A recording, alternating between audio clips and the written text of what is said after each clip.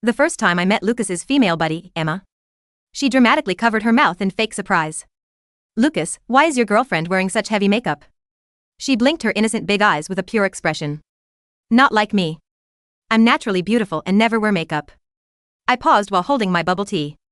Before I could even respond, Lucas beside me was already frowning, looking at her like she was an idiot. "That's because you're too stupid to even know how to put on makeup. Look at my baby. She's so smart." The air in the private room instantly froze. The innocent look on Emma's face cracked apart, her face turning red, then pale white. The show. Here it comes. The classic mean girl move. Putting others down to highlight her so-called natural beauty. I was mentally applauding. But outwardly, I just raised an eyebrow slightly and took a sip of my bubble tea. The sweet liquid sliding down my throat actually improved my mood. This was my first time meeting Lucas's friend group. Before coming, he'd warned me about someone named Emma, their childhood little sister who wasn't very bright, asking me to be patient with her. Now I could see it wasn't that she was dumb. She was rotten to the core. Lucas, how could you say that about me?" Emma's eyes immediately turned red, her voice taking on a crying tone, as she looked around at the guys for help. "Yeah, Lucas. Emma was just joking?" A blonde guy immediately jumped in to smooth things over. "Don't mind it. She didn't mean anything bad. No bad intentions." "Yeah, right. Playing the I don't wear makeup. Hard to imply that girls who do aren't good girls. This routine is so old it stinks." I didn't say anything, just looked at Lucas. This was his territory, his friends. I wanted to see how he'd handle it. Lucas let out a cold laugh, naturally draping his arm over my chair back possessively. "Joking? Making jokes about my girlfriend? Who does she think she is?" His voice wasn't loud, but it hit everyone like ice picks to the heart. "And Jake?" He looked at the blonde guy. "If you're going to call her my girlfriend, do it properly. Don't make excuse. This is for Emma. You guys might not know what she's really like. But don't I? Someone who can't even tell the difference between lipstick and lip gloss. Has no right to judge anyone else's makeup." Lucas. Boyfriend power level maximum. Full marks from me. My smile deep.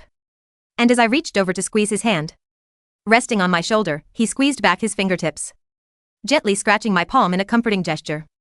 Emma's tears finally started falling one by one like broken pearls. I just think girls look better natural. I didn't mean anything else." She sniffled, her shoulders shaking, looking utterly pitiful. Another guy couldn't stand it and handed her a tissue.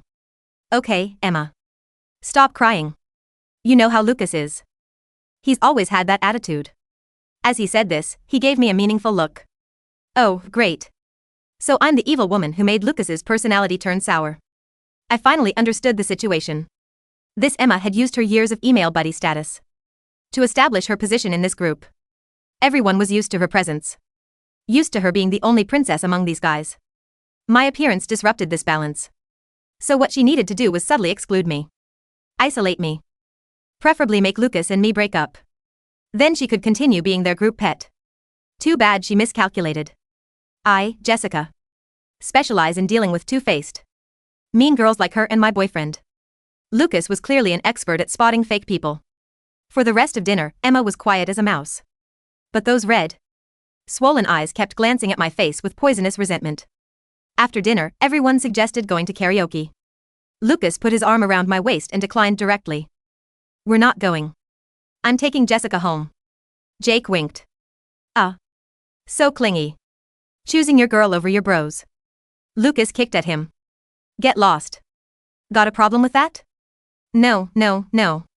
You two take your time leaving." Emma stood behind the group, biting her lip, staring intensely at our intertwined hands.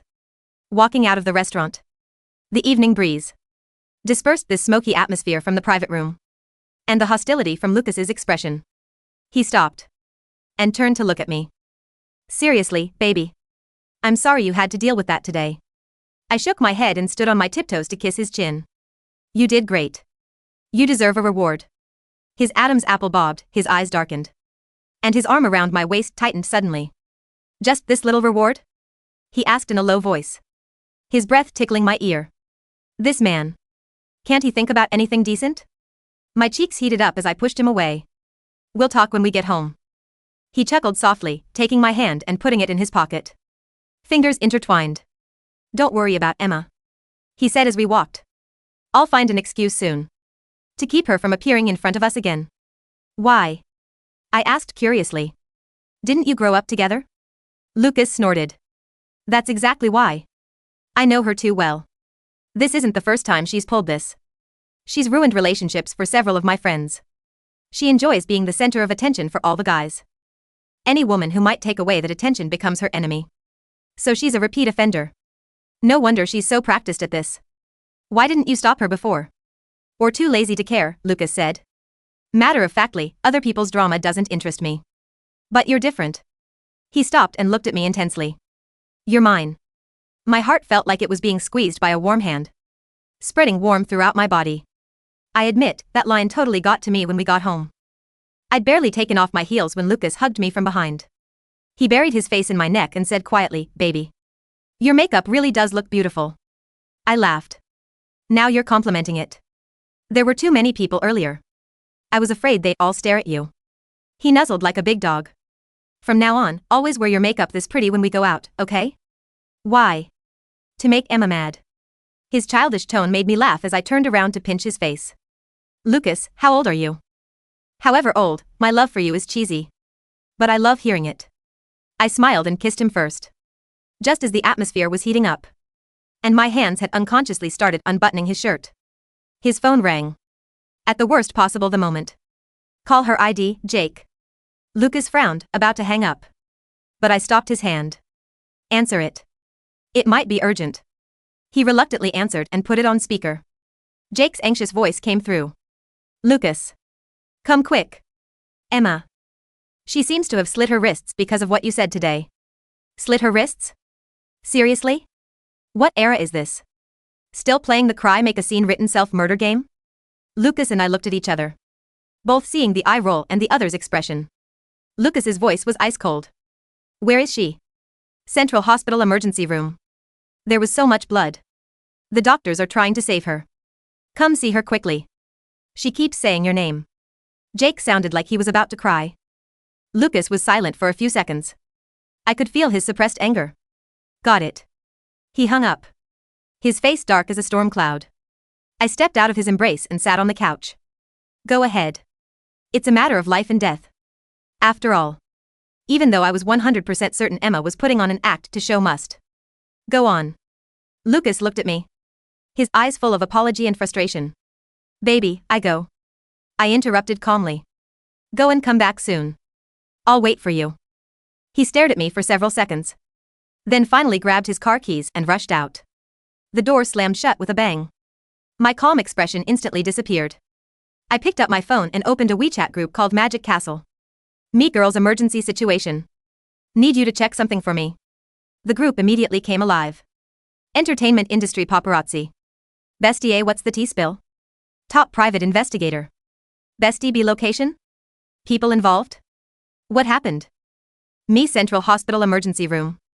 A girl named Emma just got sent in for slitting her wrists. Help me see if it's real or fake. How deep are the cuts? What kind of blade? Who's the attending doctor? Is there actual danger to her life? Bestie B, easy job. Give me 10 minutes.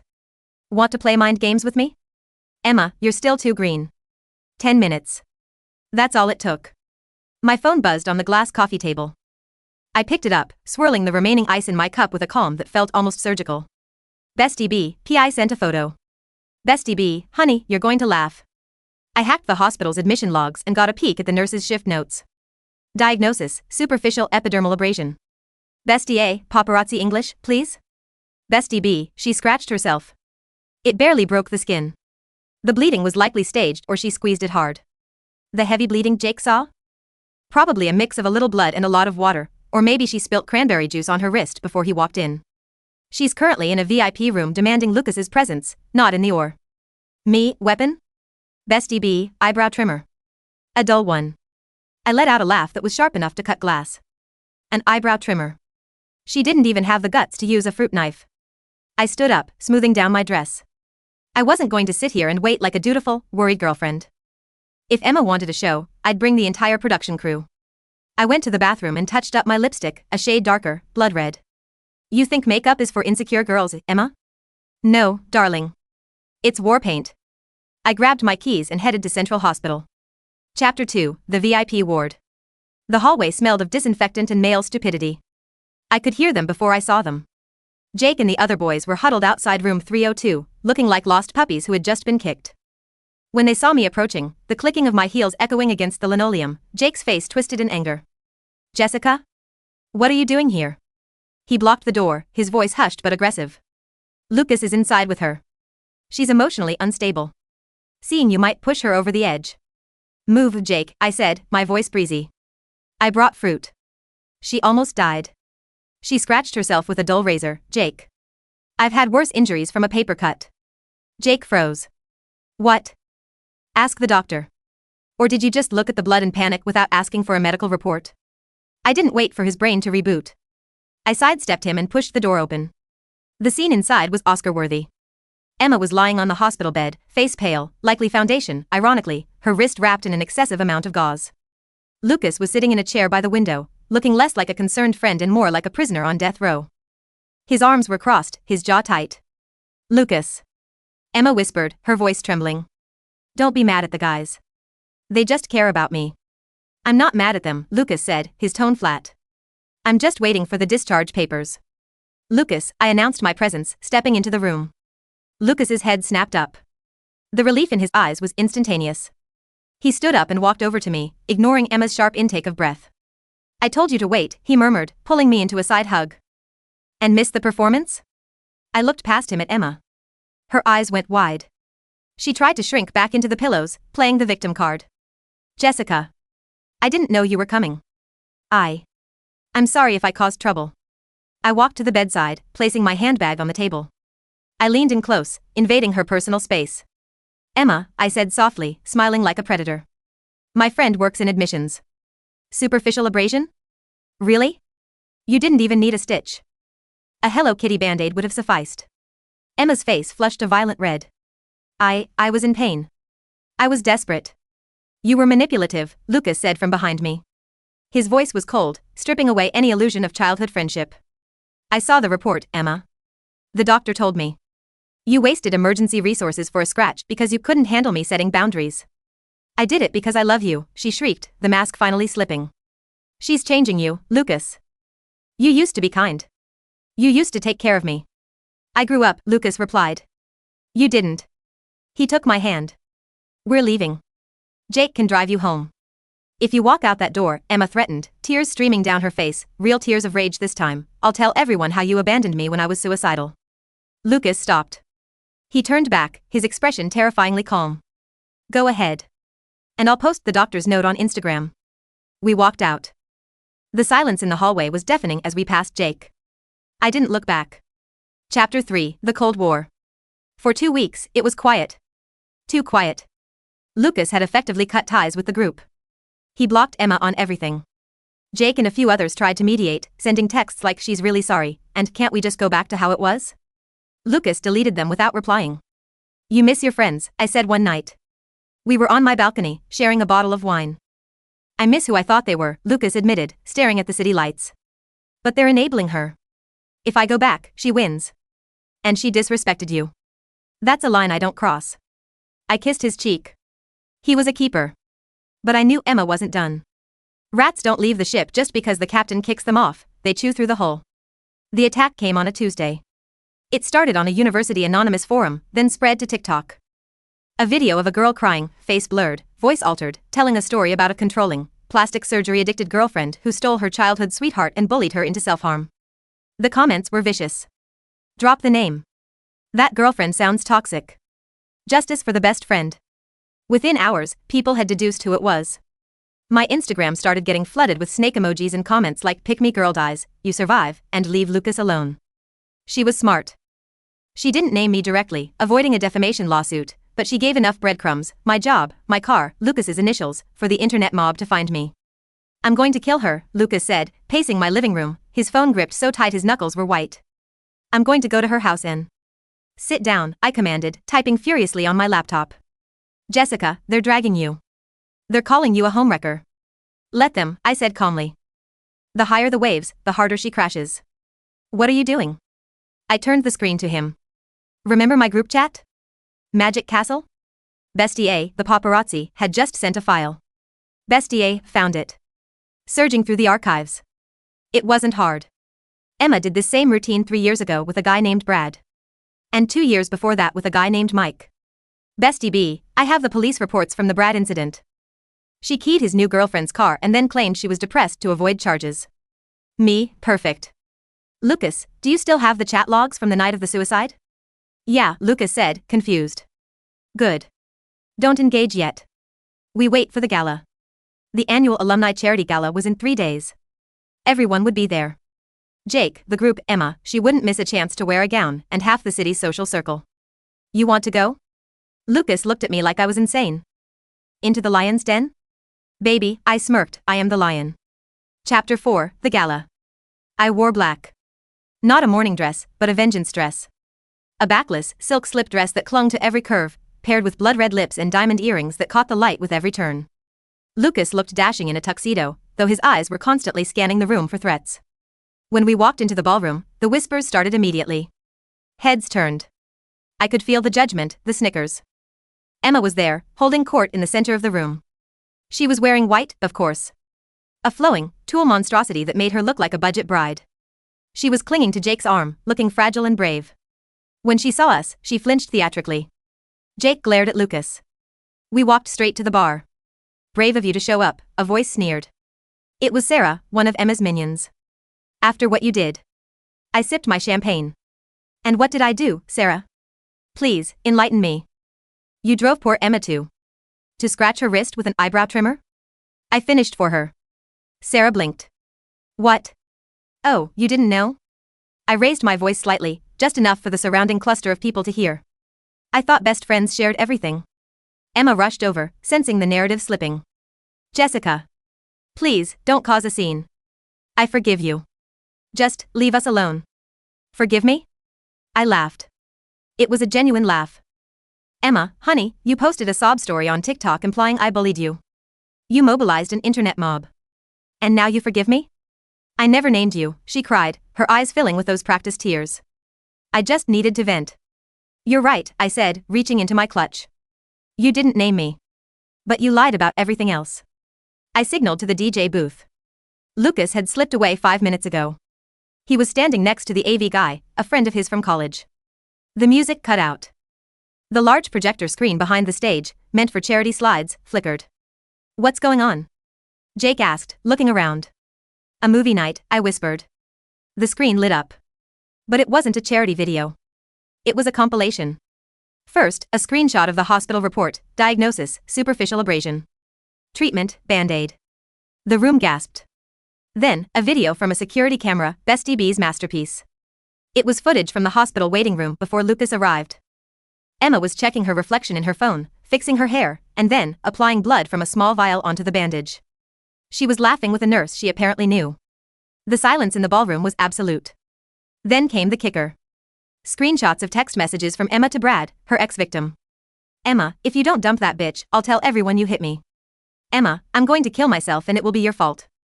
Then messages to Lucas's phone from weeks ago. Emma, Jessica is so ugly, why are you with her? She looks like a hooker. Emma, just break up with her and we can be together, I promise I'll be good. The screen went black.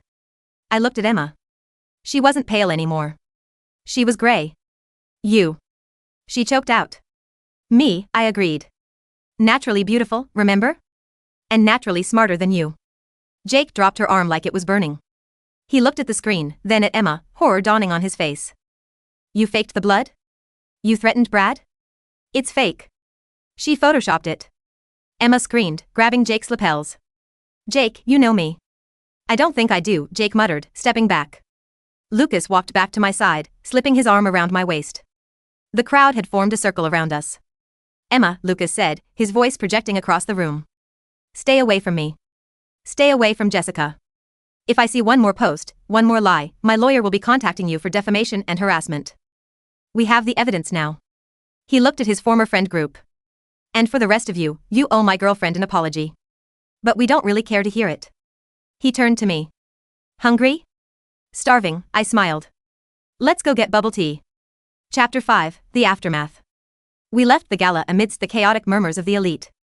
Emma's reputation was incinerated. In high society, being a bitch is acceptable, being a liar and a fraud is social suicide. We sat in Lucas's car, parked by the river, eating takeout dumplings and drinking bubble tea. The adrenaline was fading, leaving a warm, comfortable silence. "You're scary," Lucas said, dipping a dumpling in soy sauce. "You like it," I countered. "I love it," he corrected. He wiped his mouth and turned to me. "I'm sorry it took this long to get rid of the poison." "Some stains are stubborn," I said. "But I'm good at laundry." Lucas laughed, reaching into his pocket. The mood shifted. He looked nervous. "I was going to do this at a nice restaurant, or maybe on a trip, but, honestly, watching you destroy my enemies in a black dress was the hottest thing I've ever seen." He pulled out a small velvet box. I stopped chewing. "Lucas?" "Jessica," he said, his eyes dark and earnest. "You're the only one who sees me, not just the guy who fixes things or the nice guy. You protect me just as much as I protect you. I don't want any more drama, I just want you. Every day." He opened the box. A solitaire diamond, simple and sharp, cutting through the darkness. "Will you marry me? I promise my friends from now on will be strictly vetted by you." I looked at the ring, then at him. The man who stood up for me, who cut off his past for our future, who handed me the ammunition to win the war. I smiled, offering him my hand. "Put it on. But just so you know." "Yeah? For our wedding?" "No natural look. I'm going full glam." Lucas slid the ring onto my finger and kissed my hand. "Baby, you can wear war paint for all I care. Just say yes." "Yes." Epilogue. 6 months later. The wedding was spectacular. My makeup was flawless, heavy, glamorous, and unapologetic. Halfway through the reception, I checked my phone. A notification from Instagram. User_Emma_123 started following you. I clicked on the profile. It was a new account. She was selling detox teas now, looking miserable in a filtered photo. I showed Lucas. He snorted. "Block?" "No," I said, tapping the screen. "Let her watch." I posted a photo of us cutting the cake, looking radiantly happy. Caption, "Real love. No filter needed." I locked my phone, grabbed my husband's tie, and pulled him onto the dance floor. The show was over. My life had just begun.